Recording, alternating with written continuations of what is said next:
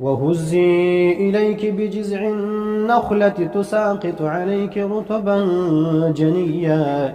فكلي واشربي وقري عينا فإما ترين من البشر أحدا فقولي إني نذرت للرحمن صوما فلن أكلم اليوم إنسيا فأتت به قومها تحمله قالوا يا مريم لقد جئت شيئا فريا يا أخت هارون ما كان أبوك امرأ سوء وما كانت أمك بغيا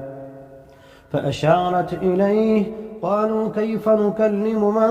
كان في المهد صبيا قال إني عبد الله آتاني الكتاب وجعلني نبيا وجعلني مباركا أينما كنت وأوصاني بالصلاة والزكاة